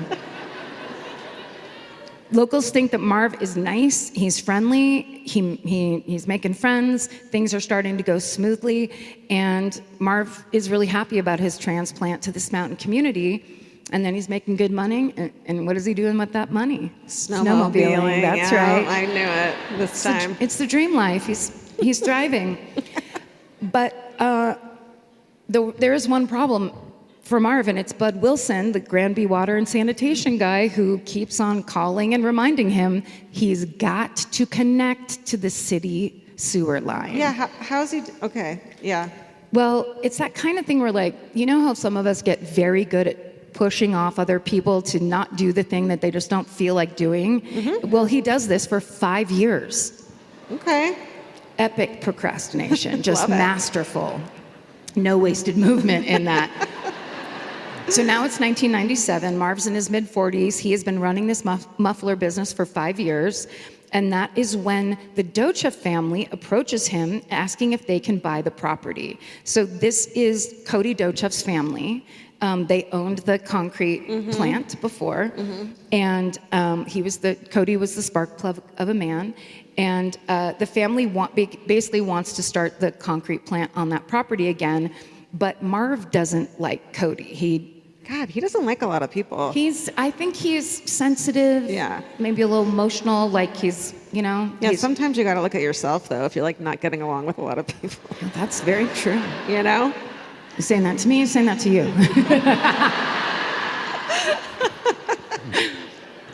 Surprisingly, Marv says he is not opposed to selling to the Dochevs. In fact, he gets the lot appraised, and he lets them know the property is now worth $270,000. But when the Dochevs agree to that price, Marv ups the price to $375,000. And then before claiming that actually the land is worth $1 million. Dude, yeah. Calm down. So he kind of does a bait and switch of like, sure, friend, I'll negotiate with you, and then not really. So this forces the Dochevs basically to just walk away from this deal. But what they do, because they're also petty bitches, is they buy the land next door to Marv. Or maybe they just had to, you know what I mean? Maybe that was just, you can't put a concrete plant just anywhere. Sure. It was just like, Everyone they knows didn't that. have a ton of choices. Yeah.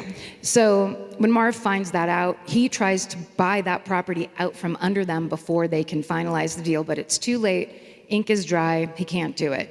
And this is when Marv goes on an all-out crusade to fight that forthcoming concrete plant being put in next door to him. This guy is exhausting. Like, It's tough. fuck, dude, take a nap and go ride your fucking snowmobile. My thing, it's for real, right? It's Right? like, you can't only snowmobile your way out of your emotions. You have to go to That's right. therapy. You have to Yes. fucking go to therapy. Yes. I'm sorry.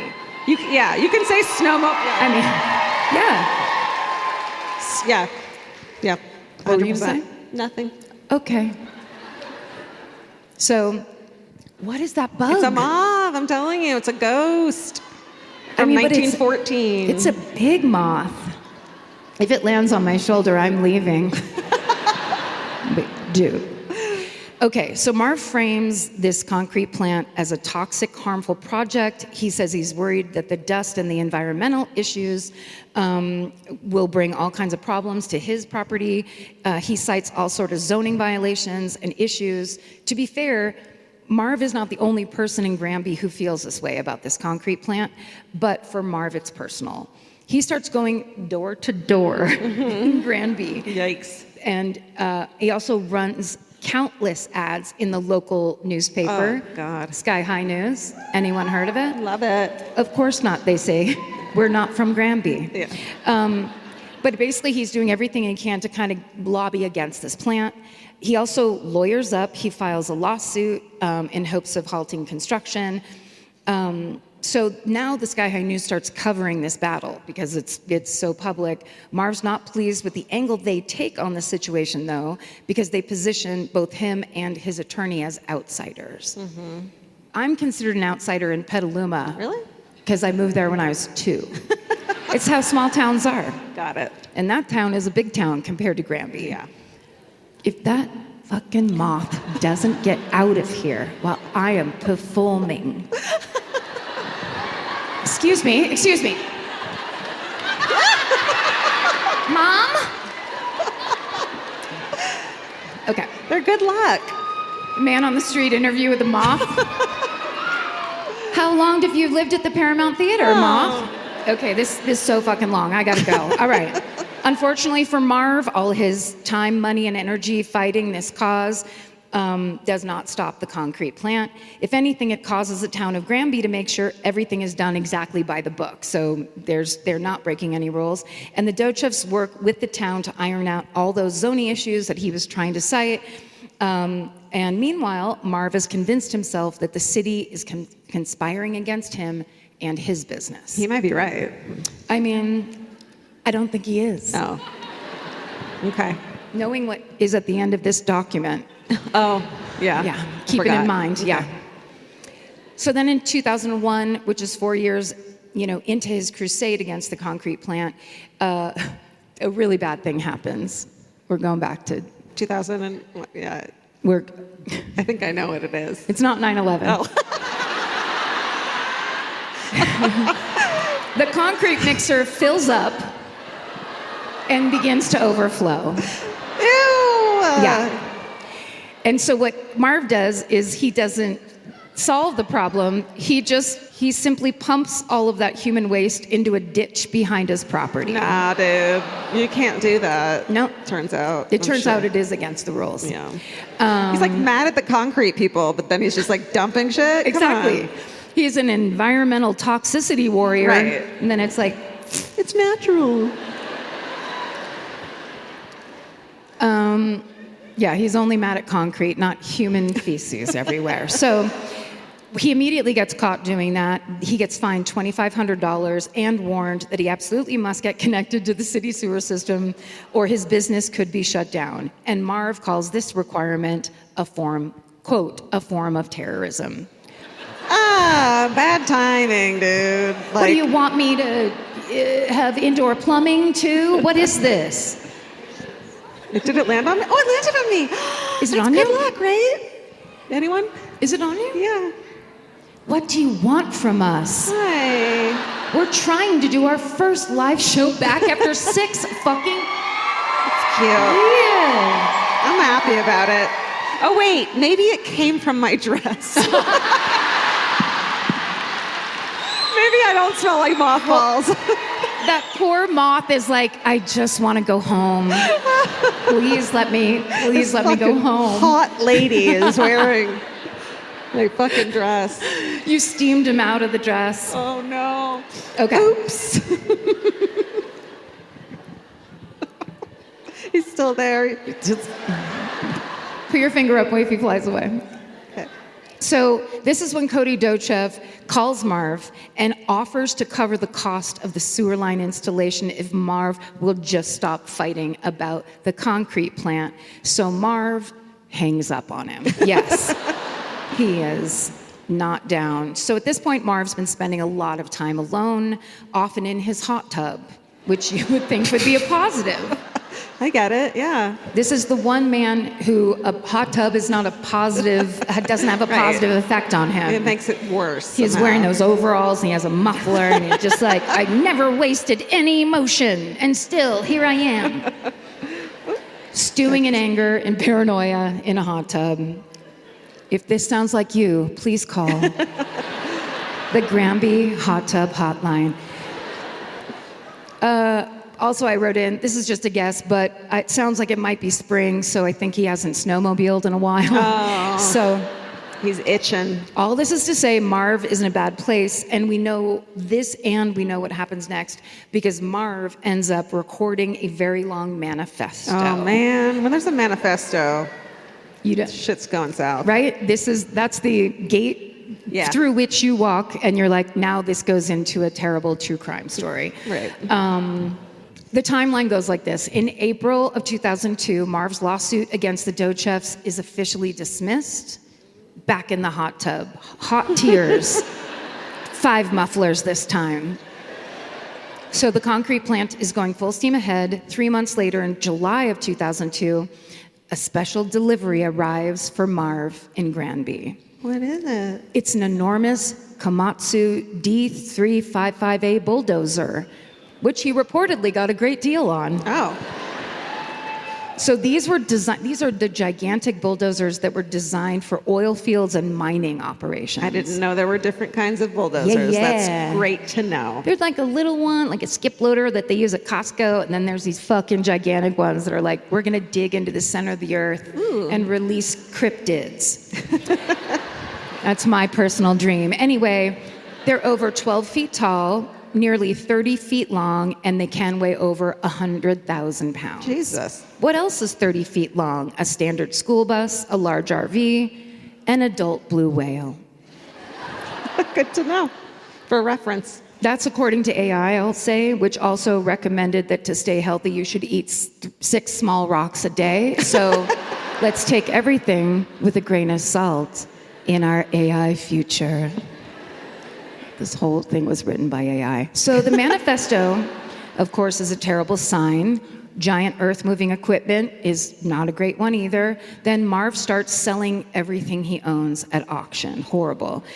His shop equipment, motorcycles, boats, his house, and worst of all, his 7 beloved snowmobiles. It's very bad. I thought you were going to say dogs, but snowmobiles isn't as bad. So by October of that year, Marv has sold almost all of his assets. He's closed his muffler business. Nobody is seeing these signs, which is very upsetting. Yeah. And maybe he just alienated enough people where it's just like, oh, that guy. He also moves all his money into his father's bank accounts without telling him or anybody else. He also works out a temporary arrangement with the people that he sells his house and land to, that they're allowing him to lease back the muffler shop for a year. So as he explains to them, so he can, quote, finish some work. Fun fact, one day after closing the sale on this property, the new owners connect the property to the city sewer system. Just that easy. My God. 24 hours. Okay, so Marv secretly moves himself and his giant bulldozer into his muffler shop, and for the next year, no one knows what he is doing in there. This is when he begins recording this manifesto in which he says of the local people of Granby, quote, they thought they could do whatever they wanted to me, they were wrong. And so his revenge project begins. Marv begins modifying this gigantic bulldozer, adding steel and concrete panels up to a foot thick, attaching video cameras protected by bulletproof lenses, and mounting several gun ports, basically turning this machine into a full-on weaponized tank. Jesus. Dude. And then, on June 4th, 2004, Marv climbs into this gigantic armored bulldozer and lowers a steel slab weighing several tons over the hatch. And once he does this, he has no way of getting back out. Oh. Let's take a look at the Killdozer. Can we? Holy shit. It's the Death Star of bulldozers. I mean, Right? Wow. I mean, yeah. I guess welding. That's what welding that's does. what welding can give you. That's what no wasted motion can end up looking like. It's just so sad. It's like that took so long. That's a person who was in so much pain, and he didn't have anybody to turn to. He just was like, fine, I'll just weld the fuck out of these feelings. Yeah. Horrible. So around 2 p.m., this 90-ton machine bursts out of the muffler shop and going 3 to 5 miles an hour. That's not as tough, Yeah. Very, very... Make up a different number. It's like... It's a slow attack, Yeah. which I think are worse. Yeah.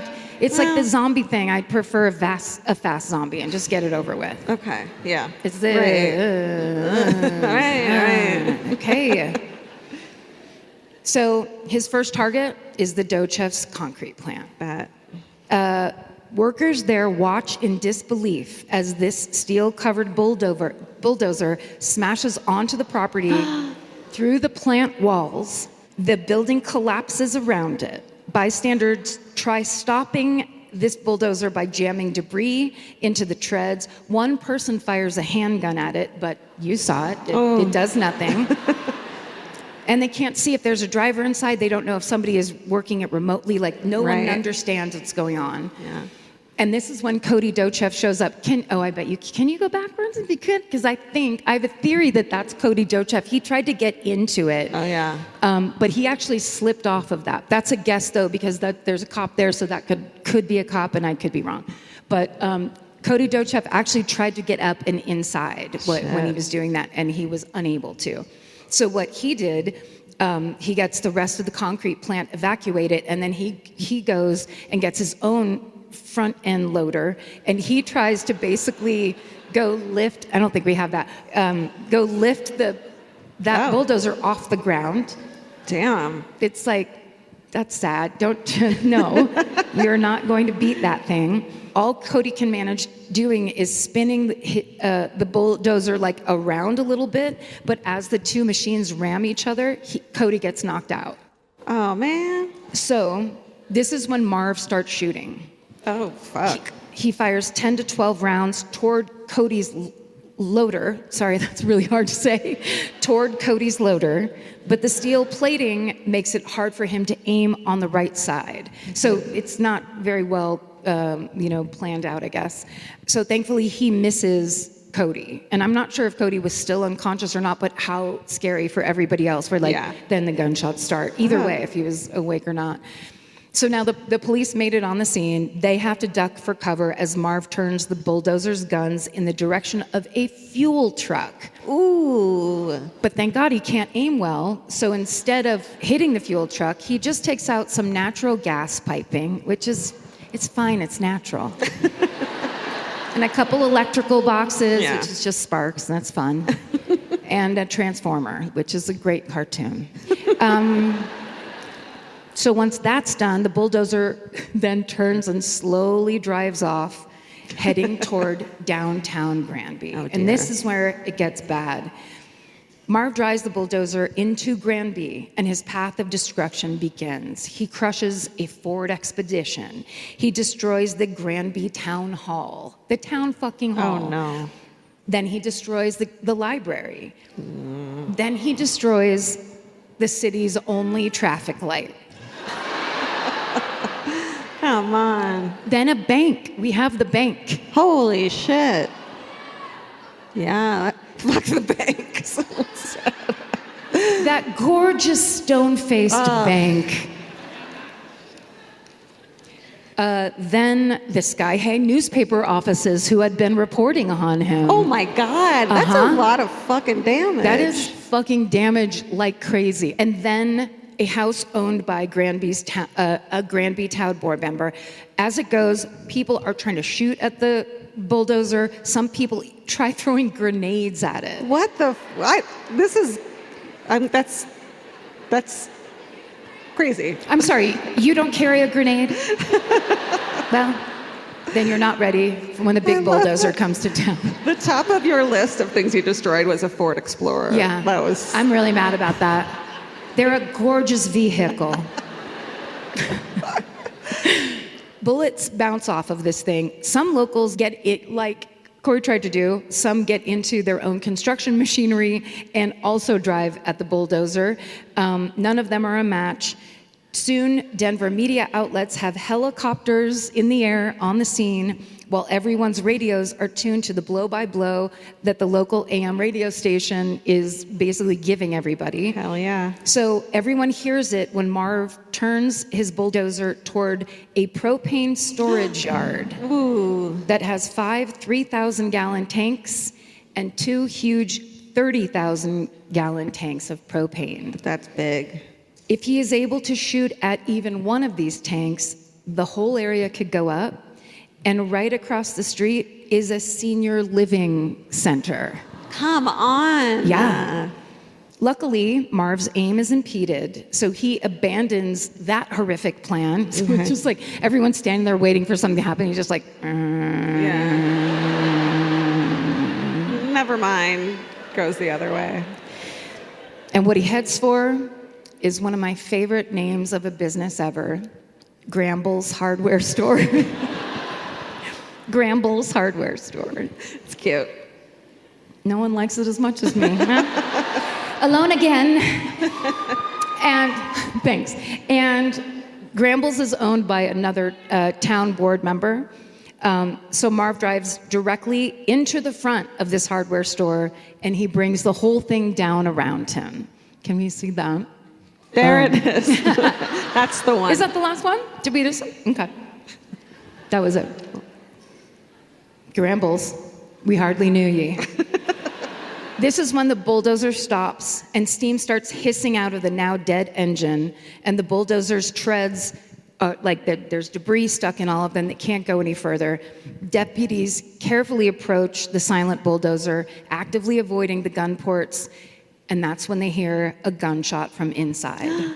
It takes bomb techs 10 hours to cut through the steel armor to get inside. Wow. So at 1 a.m., they are able to blowtorch a hole big enough to see inside, and that's where they see that Marv Heemeyer is slumped over dead. He has shot himself in the head. Wow. So despite the name that the press ends up giving to this creation, the Killdozer, miraculously, no one in this town, I almost said Grambles. No one in the town of Grambles, where I'm the mayor. This is good news. No one is killed. Wow. It's very sad that Marv is killed. Yeah. But thank God no one else is hurt or killed. Yeah. Except for the Ford Exposition. Yeah. Okay, so because of his manifesto, many outsiders have come to see Marv as like a kind of a folk hero, being an anti-bureaucrat vigilante who's taken a stand against a small town's big government. That's not what happened here. Yeah. This is a person who isolated themselves, started believing every goddamn thing that they thought, got real into money, ego, bullshit, and didn't have a person to call up and go, hey, can I run a couple things by you? I would really love to build the largest killdozer anyone's ever seen and attack my enemies. And then that person goes, Marv, get out of the hot tub. Get down to the tavern and be around other people. Yeah. So people do go to the town asking to see the Killdozer. They're told there's nothing to see. People do not like it when people go there, obviously. Sure. Authorities actually dismantled the Killdozer and sent its parts to different scrapyards across the country so that it could never be made into like a shrine or, you know what I mean, anything like that. And over 20 years later, from that day of destruction, the town of Granby and the people who lived there still have painful memories, and of course massive trauma about like one of the most like insane but also like, is this actually happening moments of all time. Marv Heemeyer's 2-hour rampage cost $7 million in damage. And it was done to basically mom and pop businesses, just local people. Many were never able to recover. Some were able to rebuild, and the town actually really came together to help each other very beautifully. But you know, some people just had to go out of business. In the aftermath of that day, the people of Granby came together as a community. As I was just trying to improvise, but now I have to read it off the paper. There we are. They came together. So this is where it ended up. This is Grambles. That was Grambles. Look at all those jeans. And those are all those people Yeah. You're not into the denim? I love it. We told you it had an Old West feel. Oh, you did. These people cleaned up the destruction and the debris together. They actually found new spaces for displaced businesses, and they did their best to move forward as a community. It's a very stark contrast to Marv Heemeyer's own trajectory. Right. He worked to become a very well-liked fixture in the town, but ultimately, he couldn't get past these ideas he had in his head of what he was supposed to get and what he was owed, and that entitlement that a lot of people have a problem with. And that, of course, caused him to withdraw into his hot tub and go insane.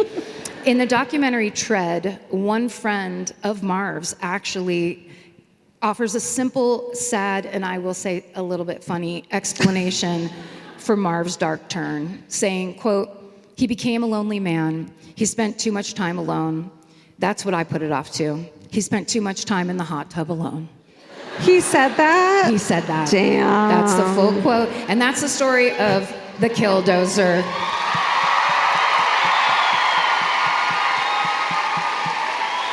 Great job. Thank you. Wow. What a tale. Amazing story, Colorado. Good job, Welcome guys. back, guys. I'll turn this on. Welcome back. What's up? Hi, how are you? How are you? We thought it would never happen. One small note Oh. that got lost in the kerfuffle. This is Georgia Hardstar, Oh, yeah. and that's Karen Gilmore.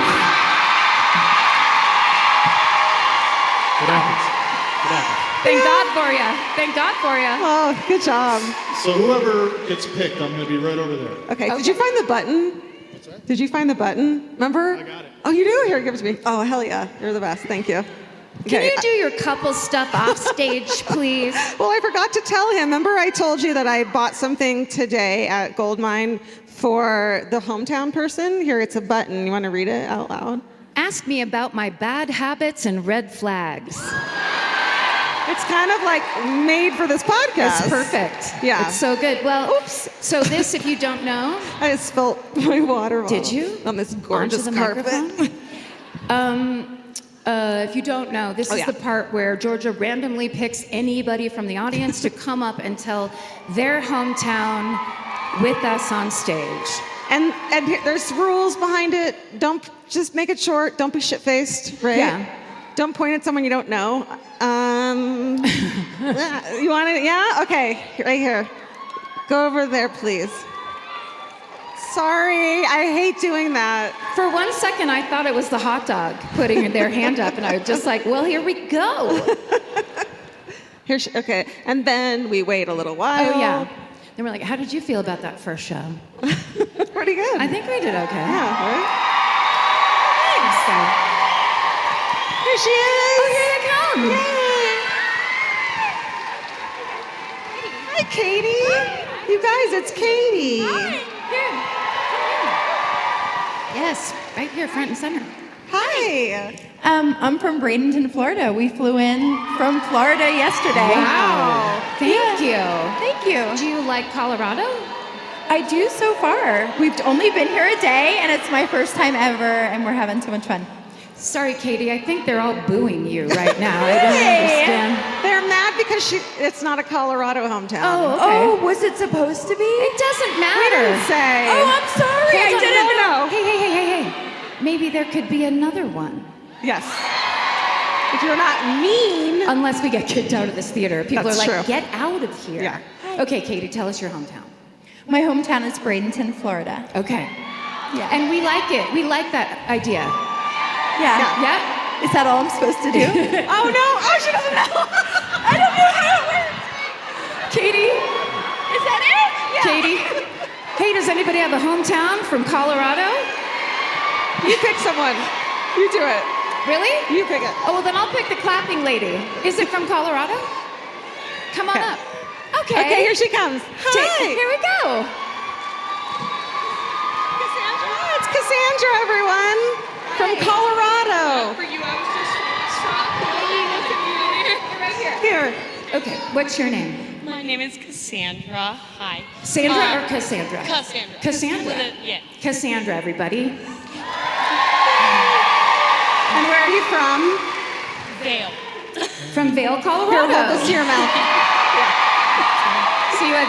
See how they did it? Yeah, okay. I don't know how to do this. I'm sorry. No, you do. Just tell us why you got into true crime. What story got you into true crime? Yeah. Your voice. It wasn't a story. Get out. But my fun story is from up in Vale in those areas. We all look at them. They're very, hoity-toity. Oh. Yeah. Rich people? Right. Okay. So when I was a freshman in high school, I went to a party in Aspen, Colorado. And the mother walked around with a silver platter of illicit substances. Oh. A good one or a bad one? Yeah, a good one. Yeah, good. No, good, yeah, good. very clean. Oh, okay. Very clean. Wow. Yeah. But later on, somebody snitched to their mother. And the wife and son that were involved literally took all of the fall for this husband who purchased everything and owned the house. Wow. Just so that his name wasn't involved. Wow. Really? Yeah. And did they go to jail? Yeah. For like a hot minute. No, really? Yeah. How old was the son? 17. No fucking way. Did he have to I go to may or not juvie? have had a crush on him. Oh, God, no, they were too rich. Oh, okay. No. Okay. No juvie. He Okay. probably cleaned up trash on the side of the road for 6 months. Yeah, that's how it is in Vale. That's Vale. But yeah, no, Aspen. Oh, I'm sorry. That's Aspen. In Vale, our parents still yell at us. Oh, okay. Good. Yay. Cassandra, everyone. Cassandra, Good everyone. job. Thank you. Cassandra, guess what you got? Wait, Cassandra, you get this pin. Oh, yeah. Great job. No, you're good. I practiced for 6 weeks and it still sucks. No, it's hard. This is hard. She said I practiced for 6 weeks and it still sucked. Oh, Cassandra, that's how we feel. That's the vibe, baby. Yeah, that's 100%. Well, thank you so much for being here tonight, Denver. This is incredible. We appreciate you guys coming to our first live show in 6 freaking years. Oh my God. Selling out 2 nights in Denver. Thank you guys so much. We love you so much. Thank you, Denver. Stay sexy.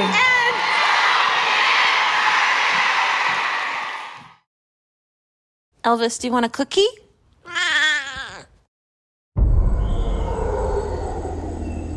Two rich young Americans move to the Costa Rican jungle to start over, but one of them will end up dead and the other tried for murder 3 times.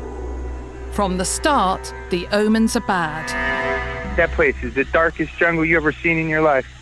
You have no clue. John and Ann Bender are young, rich and attractive. He's a Wall Street whiz kid. Just handsome. Movie star handsome. And they're devoted to each other. There was a lot of just warmth and care. They set up a nature reserve and build a strange new home. It's like a spaceship's landed on the top of a hill in the middle of the jungle in Costa Rica. But slowly, their dreams start to crumble. It was just doomed. Just doomed. I'm Becky Milligan, and this is Hell in Heaven, a new podcast from Exactly Right Media and iHeart Podcasts, produced by Blanchard House. I'm a seasoned investigative journalist, and I've reported on some pretty weird stories over the years. But believe me, stories don't get much weirder than this. Because even out here in the jungle, you can run, but you can't hide. And all of a sudden there's guys with guns. Lots of men with guns. They were saying, help, they're kidnapping us. As their past catches up with them, our couple retreat from reality. They lose it. They actually lose it. They sort of went nuts. Until one night, everything spins out of control. He says, Colonel, we heard a shot inside the boss's house. And I could see the gun on the floor and the trail of blood. And one of them will end up being tried for murder. Not once. People gasped. Not twice. Stunned. But 3 times. We were all looking at each other just in total disbelief. Hell in Heaven premieres on October 9th. New episodes Thursdays. Listen to Hell in Heaven on the iHeartRadio app, Apple Podcasts, or wherever you get your podcasts.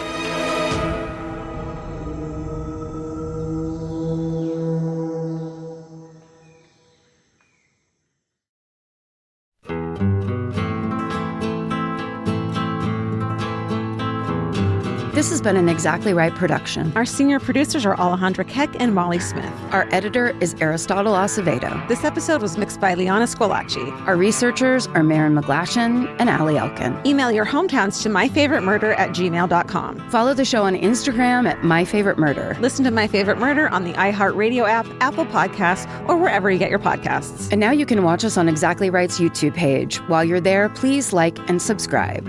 Goodbye.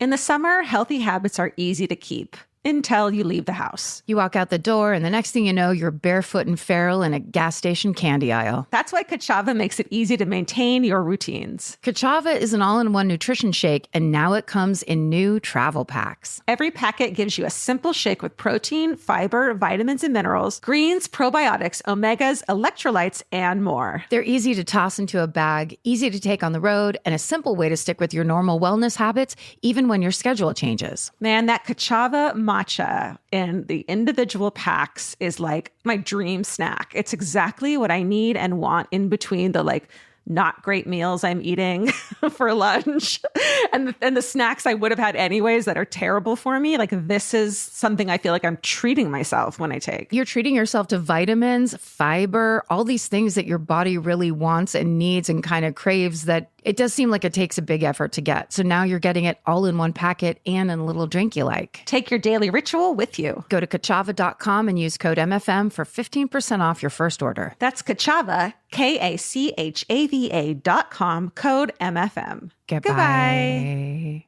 Calling all amateur detectives and podcast obsessives. Virgin Voyage's second true crime voyage sets sail March 20th, 2027 for a 5-night escape to Grand Turk and the Beach Club at Bimini. As part of the On Air at Sea collection, this immersive sailing brings together fan favorite podcasts, including Disgraceland, Buried Bones, and Wisecrack, for live recordings, behind-the-scenes access, exclusive meet and greets, and crime-themed programming that you won't find anywhere else. All aboard our award-winning, kid-free ships. Head over to virginvoyages.com/truecrime to secure your spot. Goodbye. Skincare means Sephora. Makeup, same. They've got the products, expertise, and the brands that fit your lifestyle.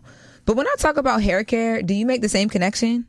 Well, you should. Sephora is just as trusted for hair, whether you're looking to repair, strengthen, hydrate, or add shine. You'll find brands like Kerastase, K18, and Gisou. Plus, the guidance to help you choose what's right for your hair. And with free shipping and same-day delivery, great hair care is easier than ever. Shop hair at Sephora today.